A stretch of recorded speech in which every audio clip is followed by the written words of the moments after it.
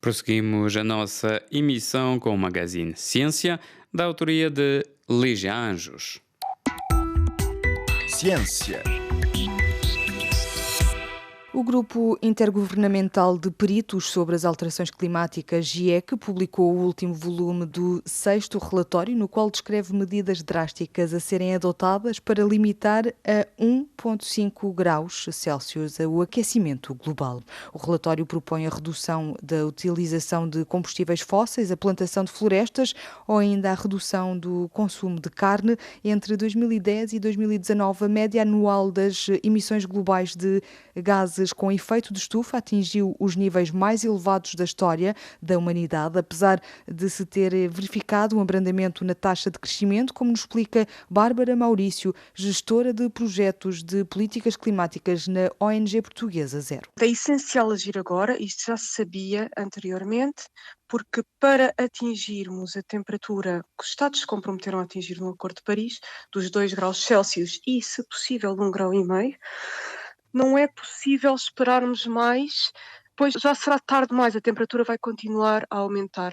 O sistema climático tem uma inércia e a partir do momento em que paras as emissões, o que é completamente impossível, os Estados pararem todas as emissões neste momento, porque são tudo economias dependentes de combustíveis fósseis, é impossível, não temos recursos ainda para mudar, não temos ainda feito uma transição energética, não temos fontes suficientes de energias renováveis para conseguir abastecer sem os combustíveis fósseis. Então, imaginando que esta situação impossível e que os Estados paravam de emitir, a temperatura ia continuar a aumentar mais um pouco. Os gases de efeito de estufa têm presença na atmosfera, ficam durante anos. Ou seja, aí é que está o problema. Primeiro, nós temos de fazer uma transição energética a todos os Estados e isto leva tempo. É possível fazer uma transição energética rápida? Relativamente rápida, sim. Ou seja, nós temos planos para 2030, 2050, isto também de acordo com a Europa. Para 2050, neutralidade, e é possível, como nós temos o nosso plano nacional, que é o roteiro para a neutralidade carbónica, este plano demonstra que é possível fazer uma transição custo-eficaz, ou seja, economicamente viável, de modo a atingir a neutralidade carbónica em 2050. Isto com as tecnologias que já temos disponíveis e com a evolução esperada dos custos para estas tecnologias. É possível fazer, ainda assim, como se sabe, isto leva algum tempo para fazê-lo.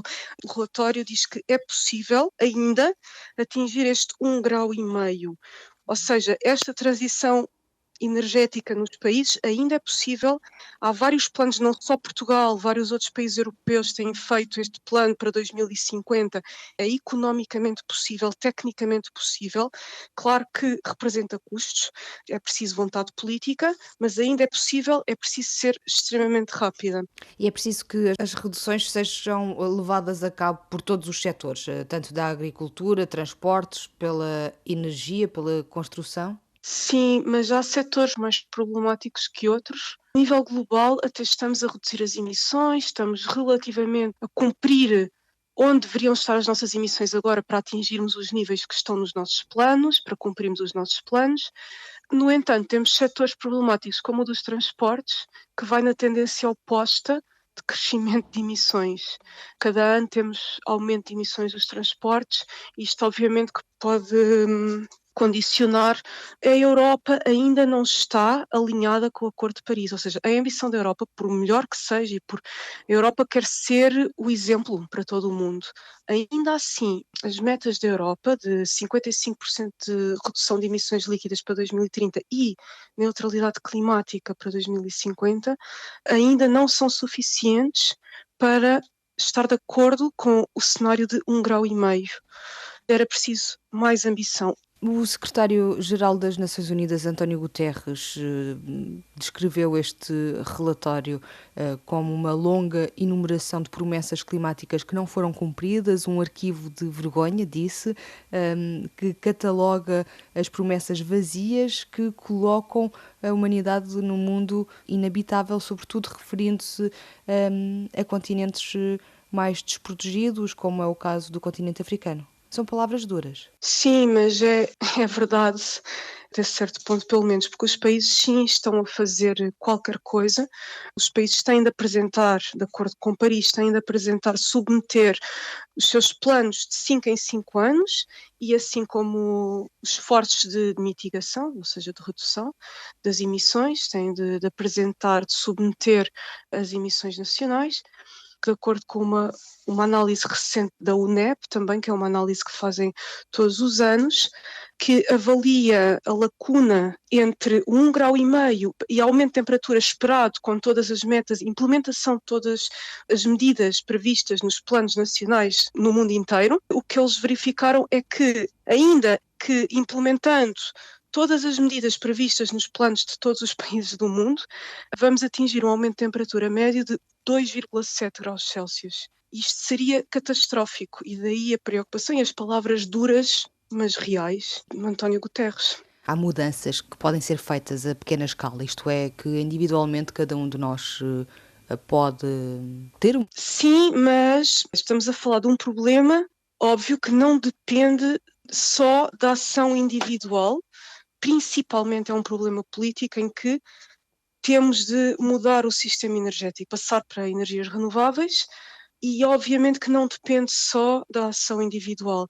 Eu diria que o mais importante ainda que individualmente podemos fazer é esta pressão política em massa, ou seja, sim, tomando certas ações, As manifestações que como temos visto também. as manifestações, obviamente, a ideia é sempre usar transportes públicos menos carro, mas isto por vezes é extremamente difícil quando temos a rede de transportes públicos que temos, ou seja, por vezes é difícil fazer esta opção, por isso que eu digo sempre é fazer todas as opções que sejam, e acho que as pessoas sabem o que fazer individualmente, fazer todas as opções que sejam razoáveis. Lisboa-Porto, avião, absurdo.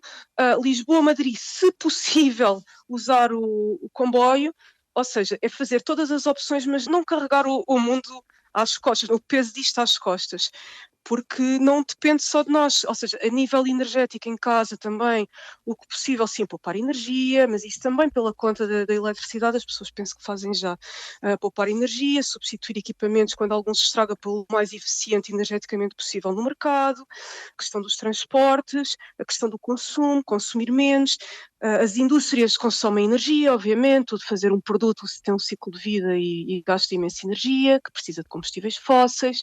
Todas estas soluções que as pessoas já têm mais ou menos consciência, principalmente a nível de energia e transporte, até o ponto onde é razoável, diria, e acima de tudo, manifestar também como consumidor, o nível político vê essa diferença. Era Bárbara Maurício, gestora de projetos de políticas climáticas na ONG Portuguesa Zero, neste Magazine Ciência, que está de volta na próxima terça-feira.